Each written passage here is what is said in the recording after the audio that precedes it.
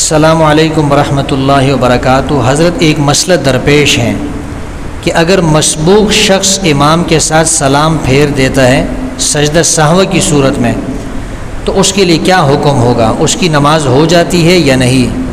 اصل میں کل ہمارے پاس ایک مسئلہ یہ ہوا کہ میں نے نماز پڑھائی، اس میں ایک واجب کے چھوٹنے سے میں نے سجدہ سہو کیا اور سجدہ سہو کے بعد تشہد وغیرہ پورا کر کے میں نے سلام پھیرا۔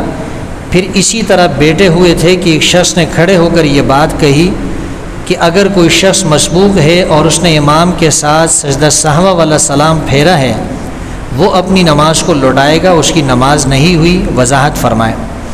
مسبوق اس نمازی کو کہتے ہیں کہ وہ امام کے ساتھ اس وقت شامل ہو کہ جب اس کی ایک رکعت یا دو رکعت یا تین رکعت یعنی کچھ نماز اس کی نکل گئی ہے، کچھ نہ کچھ رکعتیں اس کی نکل گئی ہیں، اس کو مسبوق کہتے ہیں۔ جو شروع سے شامل ہو امام کے ساتھ اس کو مسبوق نہیں کہتے ہیں۔ مسبوق وہ نمازی ہے جس کی کچھ نہ کچھ رکعات نکل چکی ہوں۔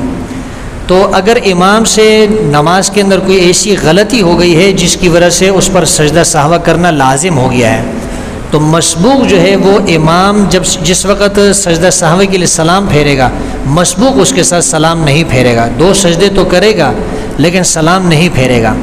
اب اگر مسبوق نے بھی امام کے ساتھ اس وقت سلام پھیرا جس وقت وہ سجدہ سہو کے لیے سلام پھیر رہا تھا تو اس کی دو صورتیں ہیں، یا تو اس کو یاد تھا کہ میری نماز پوری نہیں ہوئی یا وہ بھول گیا تھا۔ اگر اس کو یاد تھا کہ میری نماز پوری نہیں ہوئی، میں نے اپنی نماز پوری کرنی ہے، پھر بھی اس نے سلام پھیرا ہے تو پھر تو اس کی نماز فاسد ہو جائے گی۔ لیکن اگر وہ بھول گیا ہے، وہ یہ سمجھ رہا ہے کہ شاید میری نماز بھی پوری ہو گئی ہے اس لیے اس نے سلام پھیر دیا ہے تو پھر ایسی صورت میں اس کی نماز فاسد نہیں ہوگی۔ مقصد یہ ہے کہ امام جب سجدہ سہو کے لیے سلام پھیرتا ہے تو جو شخص مسبوق ہوگا وہ امام کے ساتھ سلام نہیں پھیرے گا، دو سجدے جو ہے وہ ضرور کرے گا۔